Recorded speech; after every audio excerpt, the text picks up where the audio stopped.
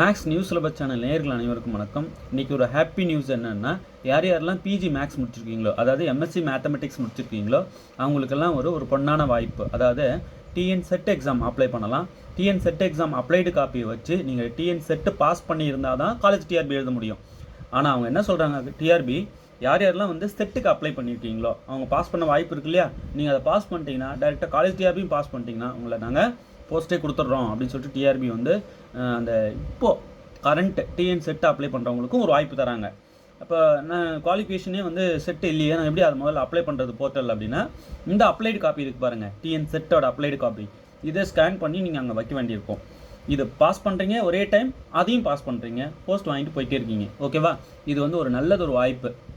பிஎடே பண்ண தேவையில்லைங்க. எம்எஸ்சியில் 60% மேலே எடுத்திருந்தால் தான் அப்படின்னு போன வீடியோவில் நான் சொல்லியிருப்பேன். இல்லை, நோட்டிஃபிகேஷனில் 55% இருந்தாலே போதும்னு சொல்லிட்டாங்க. இது இன்னும் ஹாப்பி நியூஸ் இல்லையா? யார் யாரெல்லாம் பிஜியில் 55% ஸ்கோர் பண்ணியிருக்கீங்களோ, 55% அதுக்கு மேலே ஸ்கோர் பண்ணியிருக்கீங்களோ அவங்க எல்லாம் இமிடியேட்டாக இன்றைக்கி லாஸ்ட் டேட், இன்றைக்குள்ளே நீங்கள் அந்த டிஎன் செட் எக்ஸாம் அப்ளை பண்ணிவிட்டு இமிடியேட்டாக காலேஜ் டிஆர்பி அப்ளை பண்ணிடுங்க. காலேஜ் டிஆர்பி அப்ளை பண்ண 15th லாஸ்ட் டேட், சரியாக தெரியல, 15th தான் நினைக்கிறேன், எக்ஸ்டெண்ட் பண்ணியிருக்காங்க டேட்டை. ஸோ காலேஜ் டிஆர்பிக்கு 15th, டிஎன் செட்டுக்கு இன்றைக்கி லாஸ்ட்டு. ஒரு வேளை இன்றைக்கி எக்ஸ்டெண்ட் பண்ணுவாங்க, வாய்ப்பு இருக்குதுன்னு எனக்கு தோணுது. ஒரு வேளை அவங்க பண்ணாமல் விட்டாங்கன்னா ரிஸ்க் ஆகிடும். ஸோ இன்றைக்கே முடிச்சிருங்க வேலையை. Okay, TN set exam apply பண்ணுறீங்க, கூடவே காலேஜ் டிஆர்பி அப்ளை பண்ணுறீங்க. இது ரெண்டுத்தையுமே எழுதிட்டு அடுத்து வரப்போகிற பிஜிடிஆர்பியும் எழுதுறீங்க. பிஜிடிஆர்பி எழுத கூடுதல் குவாலிஃபிகேஷன் பிஎட் வேணும். ஸோ பிஎட் பண்ணவங்களாம் அதை எழுத போகலாம். சரிங்களா? ஸோ எல்லாருக்கும் ஒரு வாய்ப்பு கிரியேட் பண்ணி கொடுத்துருக்காங்க இந்த காலேஜ் டிஆர்பிக்கு. எல்லோரும் இதை பயன்படுத்திக்கோங்க, யாரும் மிஸ் பண்ண வேண்டாம். ரெகுலராக எங்களை ஃபாலோ பண்ணுங்கள், அதுவே போதும். ஈஸியாக அடிச்சுட்டு போஸ்ட் வாங்கி போயின்னு இருப்பீங்க. ஓகே, சரி. இப்போது இந்த மாதிரி மார்க்டு காப்பி என்கிட்ட இருக்குது பாருங்கள், 8778084541 இந்த நம்பர் கால் பண்ணிங்கன்னா இந்த மார்க்டு காப்பி 2 செட்டு நான் உங்களுக்கு அனுப்பி வைக்கிறேன்னு சொல்லியிருந்தேன். நிறைய பேர் கால் பண்ணி கேட்டுட்ருக்கீங்க. கண்டிப்பாக உங்களுக்கு அனுப்பி வைக்கிறேன். இன்னொன்று என்னென்னா, இது வாங்குறது முக்கியம் இல்லை. இதை என்னோடய கருத்து, இது ஒரு 1/2 hourல படிச்சிடலாம். இப்போ இதையே வச்சுக்கிட்டு காலம் பூரா அப்படியே உட்காந்துட்டு இருக்கக்கூடாது. ஜஸ்ட் ஒரு 1/2 hourல படித்து முடிச்சுட்டு அடுத்த வேலைக்கு போயிடணும். டக்குன்னு அடுத்த வேலை என்ன சார், இதோ பாருங்கள், இப்போ ப்ராப்ளம் கொடுக்க போகிறேன். இந்த மாதிரி ப்ராப்ளம் நிறைய போட்டிருக்கீங்களா? 256 வீடியோ போட்டிருக்கேன். ஜஸ்ட் இந்த நம்பர் கால் பண்ணுங்கள், உங்களுக்கு மொத்த லிங்க்கும் நான் அனுப்பிச்சி விட்றேன் இண்டிவிஜுவலாக. நீங்கள் யூடியூப்பில் போய் தேடணும்னு அவசியம் இல்லை. இந்த நம்பர் கால் பண்ணுங்கள், டக்குன்னு நான் உங்களுக்கு எல்லா வீடியோ லிங்க்கையும் உங்களுக்கு தட்டி விட்டுருவேன். அந்தந்த நோட்டு தனித்தனி நோட் போட்டு லேபிள் ஒட்டிக்கோங்க. இப்போ real note, complex note, functional நோட்டுன்னு தனித்தனியாக பிரிச்சுருங்க. அந்தந்த கணக்கு அந்தந்த நோட்டில் எடுத்து எழுதுங்க. ஒரு 10 நோட்டு வாங்கிடுங்க. நீங்கள் ரஃபாக எழுதி பார்க்குறதுக்கு ஒரு நோட்டு வாங்கி வச்சுக்கோங்க. ரெண்டுத்தையும் போட்டு கன்ஃபியூஸ் பண்ணிக்காதீங்க. ஓகே, சரி. இப்போ இந்த ப்ராப்ளம் பார்க்கலாம்.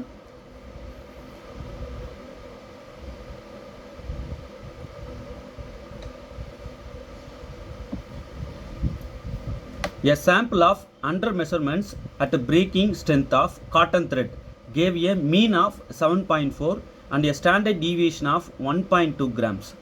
Then 95% confidence limits for the mean breaking strength of cotton thread is இந்த 4 இது அப்படின்னு சொல்லிட்டு கேட்குறாங்க. அதாவது கான்ஃபிடென்ஸ் லிமிட்ஸ் சம்மந்தமான கேள்வி கேட்காம எந்த பிஜிடிஆர்பி கொஸ்டினும் இருக்க மாட்டேங்குதுங்க. இப்போ வர்றது எல்லாமே இந்த கான்ஃபிடென்ஸ் லிமிட்ஸ் கேட்டுகிட்டே இருக்காங்க, ரிப்பீட்டடாக கேட்குறாங்க. இப்போ பாலிடெக்னிக் டிஆர்பிலையும் பாருங்கள், பிஜிடிஆர்பிலையும் பாருங்கள், இந்த கொஸ்டின் வந்துகிட்டே இருக்குது. இதில் கவனிக்க வேண்டியது என்னென்னா, கான்ஃபிடன்ஸ் லிமிட்ஸ் கண்டுபிடிக்க சொல்லியிருக்காங்க. ஓகே, ஃபார்முலா தெரியும். அதில் எத்தனை பர்சன்டேஜ் பாருங்கள், 95% கான்ஃபிடன்ஸ் லிமிட்ஸ். அதை அண்டர்லைன் பண்ணிக்கோங்க. கொஸ்டினை நல்லா படிங்க, பொறுமையாக செய்யுங்க. ஒரு மார்க்லேயும் ஒரு 100 பேரை ஓவர்டேக் பண்ணலாம். ஸோ ரொம்ப கேர்ஃபுல்லாக இருக்கணும். யார் யாரெல்லாம் 80 above வரீங்களோ ரொம்ப நிதானமாக இருக்கணும். அவங்கெல்லாம் ஒவ்வொரு மார்க்லேயும் ஒரு 100 பேர் 200 பேரை பின்னுக்கு தள்ளுவீங்க. ஓகே, இப்போ அடுத்தது பாருங்கள், a sample of 100 measurements. பாருங்கள், சாம்பிள் சைஸ் 100, சாம்பிள் ஆஃப் அப்படின்னு சொல்கிறாங்க பாருங்கள், எத்தனை 100 மெஷர்மெண்ட்ஸ் சொல்லியிருக்காங்க. ஸோ அந்த சாம்பிள் சைஸ் அதாங்க, n 100, sample size n 100. At breaking strength of cotton thread gave a mean of, mean x பார்னு சொல்லுவோம், 7.4. ஸ்டாண்டர்ட் டீவியேஷன் கொடுத்துருக்காங்க 1.2 grams. Then 95% confidence limit for the mean breaking strength of cotton thread is என்னன்னு கேட்குறாங்க. 95% confidence limits எதுன்னு கேட்குறாங்க. அவ்வளோதான், அவங்க சுருக்கமாக கேட்டுருவாங்க. தென் 95% கான்ஃபிடன்ஸ் லிமிட்ஸ் இஸ் டேஷ், இந்த 4 இது அப்படின்னு சொல்லணும். சரி, இப்போது கான்ஃபிடன்ஸ் லிமிட்ஸ் கண்டுபிடிக்கிற ஃபார்முலா இருக்குது, இங்கே பாருங்களேன். கான்ஃபிடன்ஸ் லிமிட்ஸ்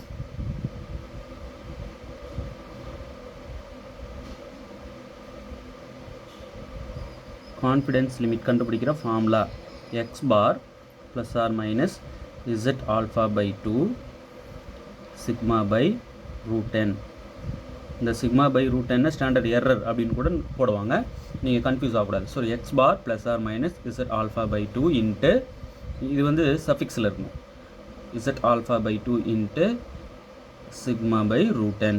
முதல்ல சிக்மா பை √10 நமக்கு தேவை இல்லையா, இந்த ஸ்டாண்டர்ட் எரர் கால்குலேட் பண்ணிக்கணும். அதாவது என்ன சொல்கிறேன்னா, இதையே ஃபார்மில் கூட சில நேரங்களில் கேட்குறாங்க இல்லையா,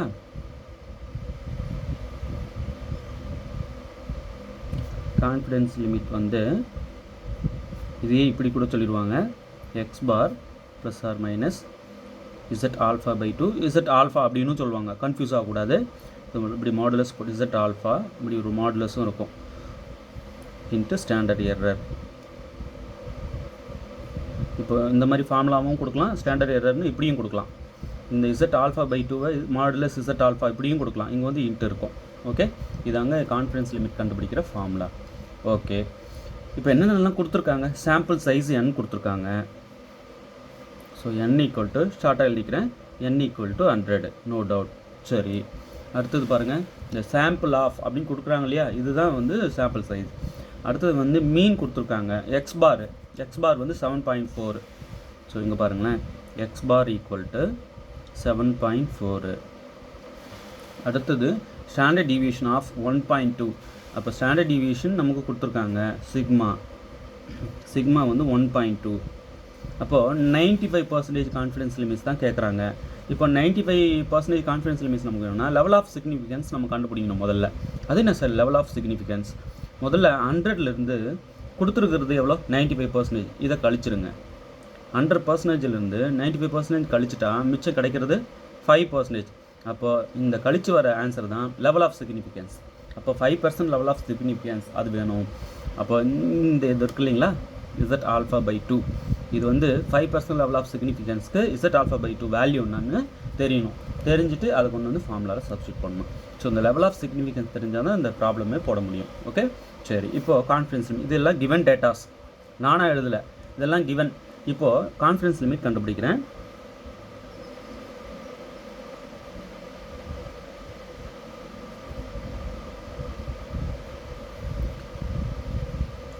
x bar plus or minus z alpha by 2 into sigma by √10, right? இதான் சரி. இப்போ x bar எவ்வளோ, x bar வந்து 7.4 plus or minus z alpha by 2 எவ்வளோ, z alpha by 2 ஓட வேல்யூ 5% level of significance, அப்போ 1.96. 5% level of significanceக்கு z alpha by 2 value 1.96. அதே போல் இப்போ 1% level of significance வந்ததுன்னா அப்போ 99% கான்ஃபிடன்ஸ் லிமிட்னு இங்கே கேட்பாங்க. அப்போ 99% கான்ஃபிடன்ஸ் லிமிட் பண்ணால் 1% level of significance. இப்போ 1% level of significance வந்து 2.58 z alpha by 2 ஓட value. Okay, so 1.1% level of significanceக்கு அந்த z alpha by 2 2.58. சரி சார், 2% level of significance இதுக்கு இந்த z alpha by 2 வேல்யூ என்ன, 2.33. ஓகே, இதெல்லாம் கரெக்டாக உங்களுக்கு தெரியணும், அப்போ தான் தப்பு பண்ணாமல் போட முடியும். ஒரு பாயிண்ட்டு இந்த 3ன்றது 5 போட்டிங்கன்னா முடிஞ்சிருச்சிங்க.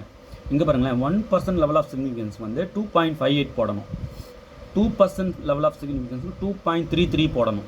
சரிங்களா? இப்போது சார் இப்போ வந்து ஒரு 5% level of significance கொடுத்துருக்காங்க இல்லையா, இதுக்கு என்ன 1.96. ஓகேவா? சரி, அடுத்தது 10% லெவல் ஆஃப் சிக்னிஃபிகன்ஸு கேட்பாங்க. 10% லெவல் ஆஃப் சிக்னிஃபிகன்ஸ் வந்து பார்த்தீங்கன்னா உங்களுக்கு 1.645. சார் இதெல்லாம் எப்படி மனப்படமாக அப்படியே சொல்கிறீங்க, போட்டு நல்லா பழக்கமாகிடுச்சு, எதுவும் மிஸ் ஆகாது. ஒரு கேர்லெஸ் மிஸ்டேக் கூட பண்ணாமல் படிச்சிக்க வேண்டியது இதெல்லாம். இது ஒரு சின்ன தப்பு பண்ணினாலும் இங்கே கால்குலேட்டிங் தப்பாக வந்துடும். இந்த கால்குலேட்டிங் தப்பாக வந்ததுன்னா இங்கே கொடுத்துருக்குற 4 ஆப்ஷனில் தப்பாக வந்துடும். நீங்கள் கரெக்டாக என்ன தப்பு பண்ணிங்கன்னா இங்கே அந்த மாதிரியான ஆன்சர் வருமோ அதை கொடுத்து வச்சுருப்பாங்க வேணும்னே. புரியுதுங்களா? நீங்கள் பண்ணுற தப்புக்கு ஏற்ற ஆன்சர் அங்கே கரெக்டாக இருக்கும். நம்ம ரைட்டாக போட்டோன்னு நினச்சிட்டு வந்திருப்போம், பார்த்தா அது தப்பாக இருக்கும். ஸோ ரொம்ப கேர்ஃபுல்லாக இருக்கணும். ஓகே, திரும்ப சொல்கிறேன், 1% லெவல் ஆஃப் சிக்னிஃபிகன்ஸ் வந்தால் அந்த z alpha by 2 வேல்யூ வந்து 2.58 போட்டுக்கணும் இந்த இடத்துல. ஓகே, 2% லெவல் ஆஃப் சிக்னிஃபிகன்ஸ் ப்ராப்ளமாக இருந்தால் கான்ஃபிடன்ஸ் லிமிட் கண்டுபிடிக்கும் போது நம்ம வந்து 2.33 போட்டுக்கணும் இந்த இடத்துல. 5% லெவல் ஆஃப் சிக்னிஃபிகன்ஸ் இப்போ கேட்டிருக்காங்க, அதனால தான் நான் 1.96 இங்கே போட்டிருக்கேன் இந்த இசட் ஆல்ஃபா பை 2 வேல்யூ. ஓகேவா? சரி, சப்போஸ் 10% லெவல் ஆஃப் சிக்னிஃபிகன்ஸ் வந்ததுன்னா 1.645. ஓகே, ஜஸ்ட் அந்த இடத்துல சப்ஸ்டியூட் பண்ணிக்கிறீங்க, அதை கொடுக்க மாட்டாங்க, நாம் தான் போட்டுக்கணும். இன்ட்டு சிக்மா நமக்கு தெரியும் எவ்வளோ, 1.2 by root n value sample size 100. Okay, ரொம்ப எளிமையாக இருக்குல்ல. இதில் இந்த மல்டிப்ளிகேஷன் பாயிண்டில் இருக்குல்ல, சிம்பிளிஃபிகேஷன், அதெல்லாம் நல்லா நிதானமாக பண்ணணும். இங்கே தான் ஓவர்டேக் பண்ணுற இடம்னு நான் சொல்லிட்டேன். அப்போ எவ்வளோ நிதானமாக இருக்கணும்? ஸோ நிதானமாக இருங்க போதும். அடுத்தது 7.4 plus or minus 1.96 into 1.2 divided by 100க்கு ரூட்டு 10, ரைட்? ஓகே, அடுத்தது 7.4 plus or minus 1.96 into 1.2 divided by 10 என்ன, 0.12 இல்லையா? ஜஸ்ட் ஒரு டிஜிட் இங்கே ஃப்ரண்ட்டில் வரும், அவ்வளோதான். இப்போ இது ரெண்டையும் மல்டிப்ளை பண்ணிக்கோங்க. 7.4 ப்ளஸ் ஆர் மைனஸ் ரெண்டையும் மல்டிப்ளை பண்ணால் என்ன, நீங்கள் பொறுமையாக மல்டிப்ளை பண்ணி பாருங்கள். நான் இப்போ இந்த கால்குலேட்டரில் போடுறேன். 1.96 இன்ட்டு 0.12.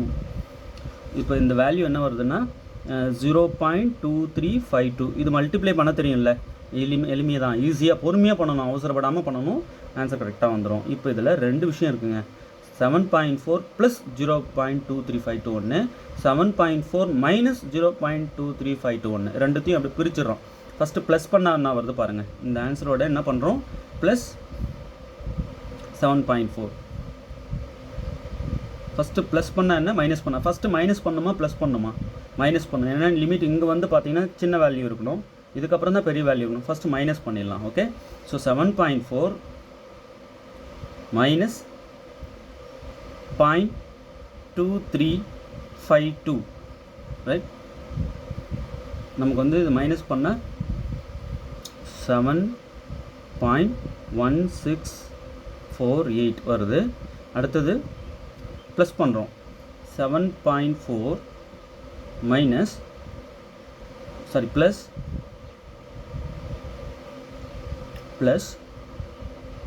0.2352, ரைட்? இது வந்து 7.6352 வருது. ஸோ ஃபஸ்ட்டு மைனஸ் பண்ணிக்கிறோம். எப்போவுமே உங்களுக்கு நல்லா தெரியும் இல்லையா, இப்போ A, B ஒரு ஆரில் ரியல் லைனில் A, B இருக்குன்னா எப்பயுமே வந்து இது வந்து இன்க்ரீஸ் ஆகிட்டே இருக்கும். ஏவை விட பியில் வந்து கிரேட்டராக இருக்கும் இல்லையா, இதுதான் இன்டர்வல்.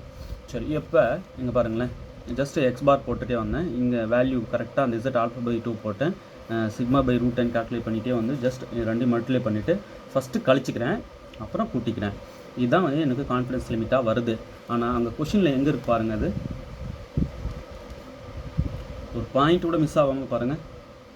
7.164 இருக்குது. இங்கே இந்த 4க்கு இந்த பக்கம் இருக்கிற நம்பர் 5 விட பெருசாக, 5 விட பெருசாக இருந்தால் 1 எடுத்து இதோட ஆட் பண்ணிவிட்டு மற்ற டேர்மை விட்டுடலாம். ஸோ இங்கேருந்து 1 எடுத்து ஆட் பண்ணிவிட்டு 165, 7.165. ஓகே, இங்கே வந்து பாருங்கள் 7.635. இது வந்து 5 விட கம்மியாக வந்ததுன்றதுனால விட்டுறலாம். ஒரு வேளை அதிகமாக இருந்தோன்னே எடுத்து ஆட் பண்ணிவிட்டு விட்டுறணும், சரிங்களா? அப்போ அப்படி பார்க்கும்போது ஆப்ஷன் சி தாங்க மோஸ்ட் சூட்டபிள், ரைட்? சார் நீங்கள் கால்குலேட்டர் போட்டிங்க, அங்கே கால்குலேட்டர் அலௌடா இல்லையே, இது கால்குலேட்டர் தேவையில்லையே, அப்படியே மல்டிப்ளை பண்ணலாம்ல, உங்களுக்கு தெரியும் நல்லா. பாயிண்டில் இருக்குது, ஸ்கூல் ஸ்டூடெண்ட்டே போடுறான் இப்போல்லாம் அழகாக, ரைட்?